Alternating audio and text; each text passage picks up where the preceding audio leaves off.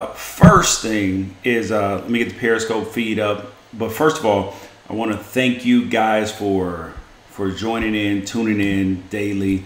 I appreciate it. This is our broadcast. This is what we're doing. This is what we're about.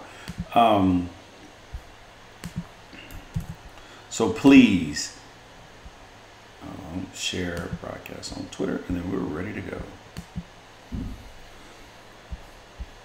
Okay, so first of all, we have a couple things on deck and a couple things on tap today, right? Share broadcast on Twitter, and then we're ready to go. Yeah.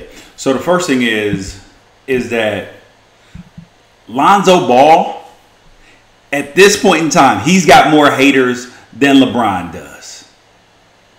We got NFL racism on the Chargers moving from San Diego up here to Orange County, and Howard University is in the sunken place. If you guys have seen Get Out, you know what a sunken place is, and Howard University is in the sunken place right now. So first of all, we're going to start with Lonzo Ball. You might ask, well, how does Lonzo Ball possibly have more haters than LeBron when he's nowhere near as famous as LeBron and hasn't been playing in the NBA and all that? Okay, it all starts like this. So you have to look back at when LeBron came out of high school, straight to the NBA. It's on the cover of Sports Illustrated. Everybody's calling him King James, the chosen one, everything under the sun. Like, how many high school kids really get that much hype? None. The most hyped high school kid there has ever been in basketball. No more hype than LeBron James. But when he first came in the league, people just wanted to see him. They wanted to see him be successful. There were other NBA players that were jealous of what he was doing, but he didn't have the hate from the outside. I mean, it literally wasn't until, the decision that he started getting some hate. He hadn't won a championship. Then he was chasing championships, building super teams. Then he wasn't clutch. He doesn't have a clutch gene. But all those things came later, right? And you have an army of people who wish LeBron well now. You have some people who want to see him fail. But the other night, after the first Summer League game, mind you, it's a Summer League game. This is not a regular season playoff game or anything like that. This is a regular Summer League game. And we're talking about Lonzo Ball like he's trash. I know he shot 2 for 15. I get it. No, his defense was poor. I get that as well. I acknowledge both of those things. But you cannot say the kid's passing, that he wasn't electric to watch, that he just didn't captivate the eyes. Those things were all true. But it's a freaking Summer League game. I mean, and Twitter was out in full force. Twitter, Facebook, everywhere else. Oh, man, Lakers wasted a draft pick. He's overrated. He's a bum. He's trash. He's this and that. What? One Summer League game and that's where we're going? I mean, everybody out in full force. Then I tweeted out, I said, hold up. You guys do remember that rookies don't play all that well sometimes, then turn around and be great. Like Kobe Bryant didn't in the playoffs against Utah, airball 3 times. I know I'm comparing a playoff game to a Summer League game, but they're both rookies. And the Summer League game is even less important. So guess what? You might turn around and get some greatness out of this. Now, I'm a person, if you've read my timeline and you read my feed, there are some things I've been critical about the Ball family about. I don't feel that they're particularly the best businessman at times just because of their price point of the shoes, and it doesn't lend itself to being volume sales. There are, me owning a clothing store before, I learned, one of the things I've learned is that you either want to be at the top of the market or you want to be at the bottom of the market. When you're in the middle, you get kind of squeezed out, right? And then you have to know your customer. Basketball shoes will wear out. You're going to need multiple pair of shoes. Kids grow. Their feet grow. So parents go through shoes. Adults go through shoes who are actually going to hoop in them. So you have to have a price point where people can buy multiple shoes. They can continue to buy them over and over again. Price point at $500. I mean, you could literally get a pair of Jordans, a pair of LeBrons, and a pair of and some Kyries, all for about the same price as one pair of Lonzos. So I've been critical of that, and I've been critical of the kid's defense, and I've been critical of at times he tends to disappear and does not. You question his competitiveness, and I heard Colin say today, and I thought it was pretty interesting. He said, I wish that Lonzo Ball had more of LeVar Ball when it comes to basketball, because sometimes he goes to sleep. Well, actually, it might have been Skip that said it, either way. But I was like, wow, like it's pretty interesting. That actually makes sense, right? But that doesn't take away from the fact that this man is receiving the amount of hate that he is. At what point in time do we, keep things in perspective? Say it's a summer league game. Yes, he went 2 for 15. But it's his first summer league game. Next game he comes out 11, 11, 11, triple-double. Where are the Boo Birds at? Couldn't find him on my Twitter. Couldn't find him on the Twitter. It was hard to find him. I even tweeted out, I said, where's everybody at? Silence. They must have been asleep. They must have been taking a nap. We all rush to want to pile on when something's going bad. But at the same time, we don't rush to go and retract. It's like newspapers, news networks, whatever it is. Player X gets in trouble. Oh my gosh, he was arrested for this, this, or that, or this person in life, they did something wrong. So we crucify him. Oh, he's a bad person. Let's dig through his life, all these bad things. Then comes out that the person was completely innocent. He had an alibi. Proof wasn't there. It was proven that he for sure didn't do it. So that big headline that was on the front of the paper, on the front of your website page, where does the retraction go? Where does the he was innocent go? Yeah, you actually got to click on the link. You got to flip 6 pages to find it. That's what often happens, and that's what's going on with Lonzo Ball. Same thing that went on with LeBron. But at this point in time, Lonzo and the Ball family have much more haters than LeBron does. 2 of the kids are still in high school. Well, one of them just got out, but he ain't even at UCLA good yet. One of them still in high school. Lonzo hadn't even played in an NBA game. But you know what people are mad about? They're mad about the hype that this kid is getting. They're mad at the success that he's having. They're mad that he's and his family are daring to break the mold and go against the way things are supposed to be done with endorsement models. That's what we're mad about. That's what you're mad about, actually. You're not even upset that the kid, whether he can play basketball or not, you're rooting for him to fail. There's so many people out there rooting for this man to fail. And I don't understand. You're mad at his dad, so you want him to fail? Like, you want there to be another Todd Marinovich? You want there to be another, Jamarcus Russell? You want him to be another failed Sam Bowie? You want him to be another failed Greg Oden? That's what you want him to be, right? The way you can talk about him, the way you can say, see, I knew it. I knew he wasn't going to be nothing. That's what you want. But don't root for that. Check yourself. Next up is a story that I read on Pro Football Talk. It was about some Chargers players, and the person who was speaking out about it was Brandon Mebane, who was a defensive lineman for the Chargers. Anybody knows that the San Diego Chargers are moving from San Diego up to LA. So now they're the Los Angeles Chargers, or whatever they're going to call themselves. So you can't commute from San Diego. So what do you have to do? You got to move. Players are starting to move.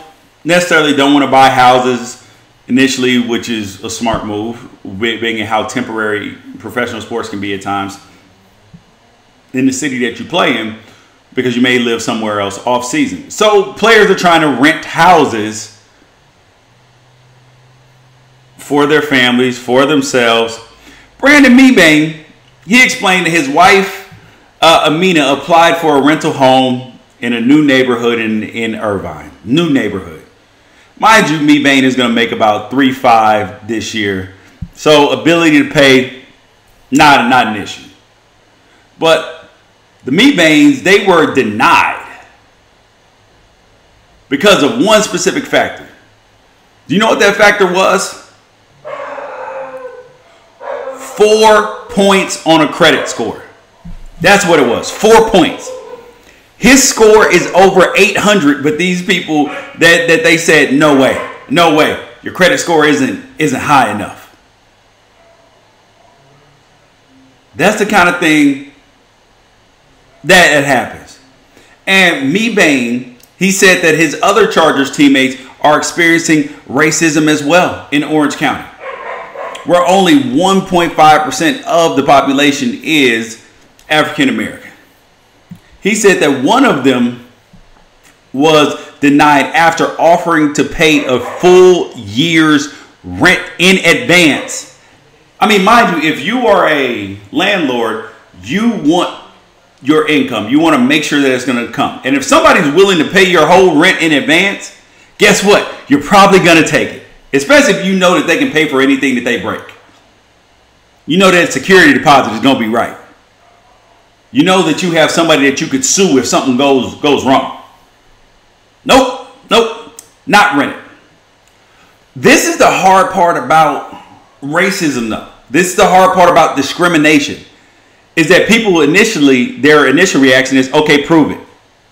They veil it behind stuff that you can't prove, but you know when it's there.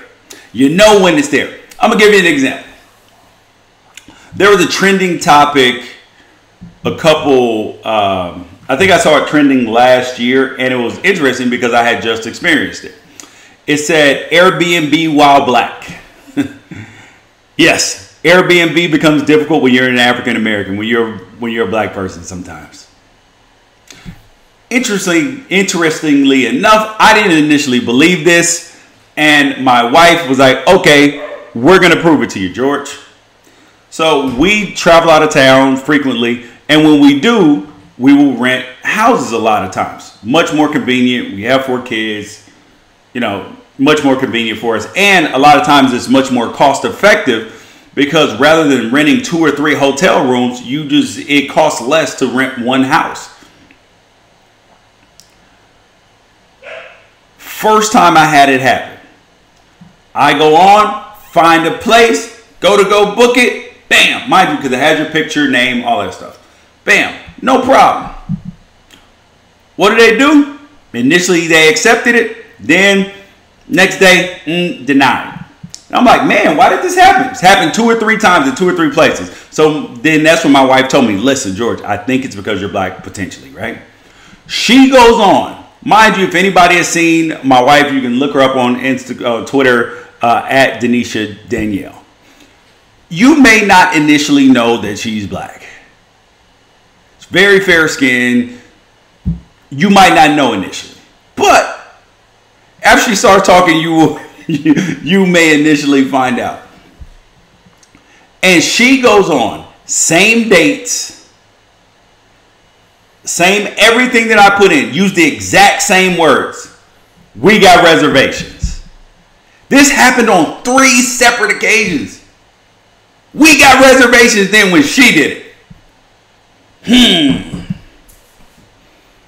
What am I to point to?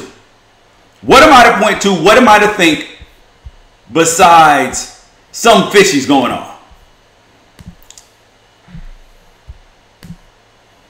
I mean, I'm serious. What am I to think besides that? And this is what's going on with Brandon Mebane and some of his Chargers teammates.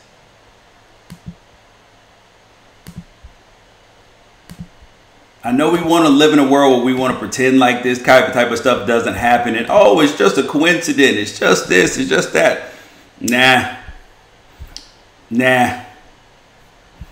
Don't work like that. A lot of these things are still going on, and we have to admit it. Next thing up is Howard University in the sunken place. So this is more of a political thing than it is a sports topic, because it really irritated me when I read it. I wanted to, like, in my mind, I climbed up to the top of my house and just jumped off. Because just like, this is where we're at with our country. This is where we're at in life in 2017. Like, this can't be serious. This can't be serious. So here's the story. College law professor Reginald Robinson is found guilty of sexual harassment because he gave students a question about a bikini wax. He was accused of sexual harassment by 2 students at Howard University in 2015. They complained about a test question which described a hypothetical bikini wax. The customer claimed to have fallen asleep and been inappropriately touched. Robinson's question asked if they had legal case against the salon owner. The students said they felt they were forced to reveal if they had ever had waxes themselves. They also said that they didn't like the use of the word genitals. Robinson must now undergo sensitivity training and have all of his questions screened by another member of the staff. And the university also warned that he could face termination if other students complained about him. What? I can't understand this. I can't understand at what point in time does this make sense. Hold on. Responding to the tweet and then... yeah.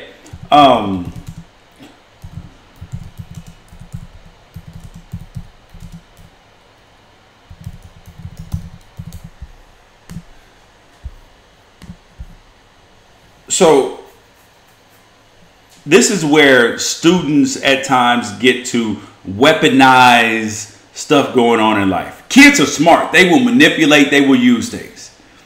So the first thing I thought about when I read this story wait, I wonder what these 2 young ladies got on this test. And if you have a problem with the word genitals, then you shouldn't watch TV, you shouldn't listen to music, you shouldn't do any of these things. You should walk around in a bubble, because that is the actual term that you're supposed to use. And you're in a law class. How are you sitting in a law class and you think that you're going to be a lawyer or something like that? What if a client walks into your office and tells you this exact same story? Mind you, the link is on my Twitter. The full question is on there. There's nothing inappropriate. And it made me mad because it's like, we are just too soft right now. We are too soft. If we allow a professor to be found guilty, and reprimanded based upon this crap,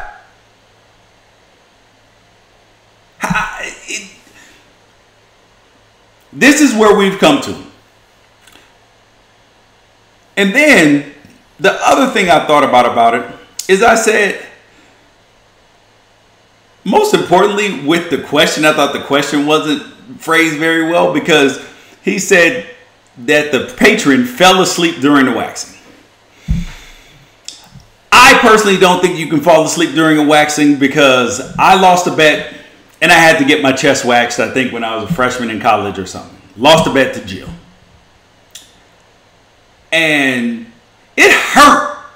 I mean, it hurt. There's no way in the hell I could fall asleep. I mean, like, you could not be sober and couldn't fall asleep during a waxing. You would be woken up very quickly. I mean, and that was on my chest. That wasn't even downstairs. Wait, hold up. Hope nobody's offended by me saying downstairs or genitalia. Hopefully I don't get sued for that.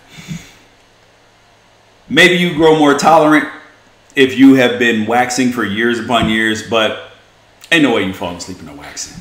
That's just a whole nother side note.